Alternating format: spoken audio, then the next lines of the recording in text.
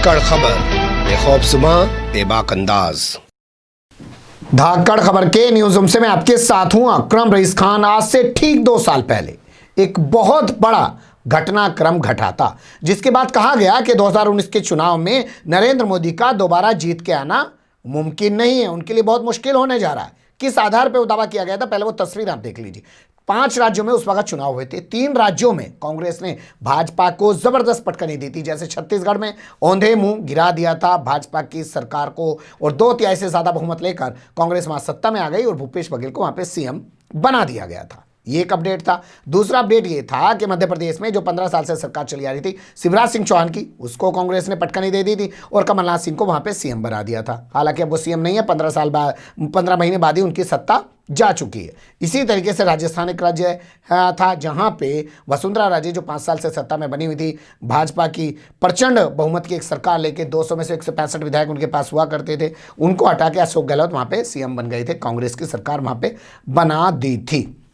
लेकिन अब लग रहा है कि मध्य प्रदेश गंवा चुकी कांग्रेस जो है छत्तीसगढ़ भी खोने जा रही है, और मध्य प्रदेश की तर्ज पर शायद वो छत्तीसगढ़ खो सकती है। लेकिन मुझे लगता है इससे पहले थोड़ा और चीज़ों को दूसरे तरीके से देख लेते हैं। हाल फिलहाल में अभी हमने राजस्थान देखा, जहां पर किसी तरीके से करके अशोक गहलोत ने अपनी सरकार को बचाया। हालांकि वो खतरा अभी भी उनकी सरकार पे बना हुआ है। आप लोग जानते हैं सचिन पायलट ने बगावत कर दी थी, 18-20 विधायक लेकर निकल गए थे, लेकिन और विधायक ज़्यादा उनके साथ नहीं जा पाए थे, जिस कारण अशोक गहलोत की सरकार बन गई। वो वापस आ चुके हैं, वहाँ पे पंचायत चुनाव हुए हैं। पंचायत चुनाव में सचिन पायलट के गढ़ में कांग्रेस हार चुकी है, तो किस मुंह से अब कहेंगे कोई दोबारा डिप्टी सीएम बनाया जाए। हालांकि मंत्रिमंडल का विस्तार होना बहुत ज़रूरी है। उन लोगों को आए हुए भी 4-5 महीने हुए हैं, हो चुके हैं, मंत्रिमंडल का विस्तार हुआ नहीं है, तो हो सकता है उनके अंदर जो पहले के अरमान दबे हुए थे फिर से उभरने लग जाएं। और जैसे गुलाबचंद कटारिया दावा कर रहे हैं कि 6 महीने में सरकार गिर जाएगी, तो क्या 6 महीने में सरकार गिर जाएगी? और जैसा कि अशोक गहलोत आरोप लगा रहे हैं वैसा अमित शाह पर, वैसा होते हुए दिख जाएगा और राजस्थान में भी कांग्रेस की सरकार गिर जाएगी।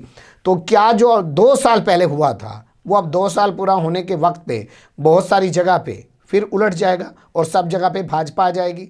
अब खतरे की जो घंटी बजी है वो छत्तीसगढ़ में बजी है। लेकिन मुझे लगता है छत्तीसगढ़ का जिक्र करने से पहले आपको मध्य प्रदेश का जिक्र समझ लेना चाहिए। कमलनाथ जो है अपने आप को एक मजबूत नेता मानते हैं, लेकिन वो शिवराज सिंह से छीनी गई अपनी सत्ता को वापस हासिल नहीं कर पाए।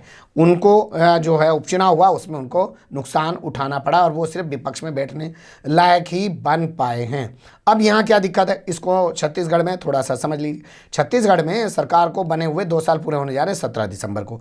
बताया जा रहा है कि उस वक्त जब सरकार बनाई गई थी और भूपेश बघेल को सीएम बनाया गया था, तो उस वक्त प्रदेश अध्यक्ष हुआ करते थे, उन्हीं को यहाँ की कमान दे दी गई। लेकिन फार्मूला तय किया गया 2.5 साल का, कि 2.5 साल वो रहेंगे और 2.5 साल जो रहेंगे टीएस देव सिंह रहेंगे, जो इस वक्त स्वास्थ्य मंत्री हैं।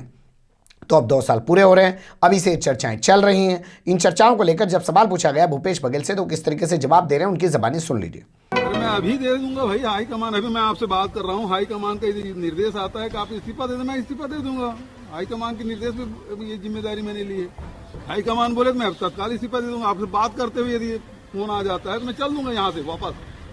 मुझे इस पद का मोह नहीं है, लेकिन जो जिम्मेदारी दी है उसका निर्वहन कर रहा हूँ। और कोई यदि इस प्रकार से गलतफहमी पैदा कर रहा है, चाहे कोई भी हो, तो उसको सचेत रहना चाहिए कि इस प्रकार से गलतफहमी पैदा करके प्रदेश का हित नहीं कर रहे हैं वो लोग।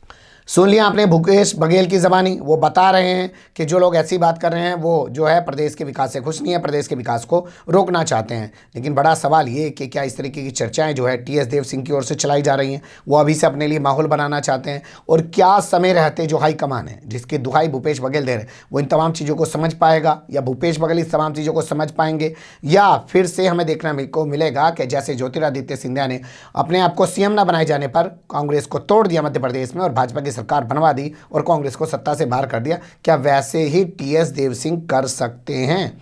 या टीएस देव सिंह के जरिए भाजपा ऐसा करा सकती है? यहां की सरकार को भी खतरा पैदा होता हुआ दिखाई दे रहा है। और सबसे बड़ा सवाल कांग्रेस पर, जो समय पर कभी डिसीजन नहीं ले पाती है, सही वक्त पे सही डिसीजन लेना उसे कभी आया ही नहीं है। इसीलिए उसकी दुर्गत आज ये हो गई है। भाई जो मौके पे डिसीजन नहीं ले सकता है, इसका मतलब उसके अंदर सलाहियत नहीं होती है। जो लोग सलाहियत वाले होते हैं वही मौके पे डिसीजन ले सकते हैं। क्या इन तमाम जो अभी मध्य प्रदेश में गुजरा है उससे कोई सबक लेकर छत्तीसगढ़ सरकार को बचाने के लिए अभी से कांग्रेस एक्टिव हो जाएगी या नहीं हो पाएगी, या भाजपा जो मध्य प्रदेश में सरकार गिराकर हौसले बुलंद रखती है वो छत्तीसगढ़ में भी बीजेपी की सरकार गिरा देगी? क्योंकि हाल फिलहाल में हुए हैदराबाद के चुनाव हों, बिहार के चुनाव हों या अभी जो राजस्थान के पंचायत चुनाव हों, उसमें जिस तरीके से उसकी बढ़ोतरी हुई है, उसके हौसले बुलंद है, उसे कोई डर नहीं है। आंदोलन चल रहा हो, किसानों का आंदोलन चल रहा हो, मजदूरों का, या सीए को लेकर कोई विरोध हो रहा हो, या लॉकडाउन चल रहा हो, या कोरोना चल रहा हो, वो अपनी सरकार गिरा सकती है। आपने देखा होगा मध्य प्रदेश में जब सरकार बन गई भाजपा की, उससे अगले दिन ही जाके जनता कर्फ्यू लगाया था प्रधानमंत्री नरेंद्र मोदी ने। तो कांग्रेस के लिए छत्तीसगढ़ में खतरे की घंटी, यही अपडेट आपके सामने रखना था।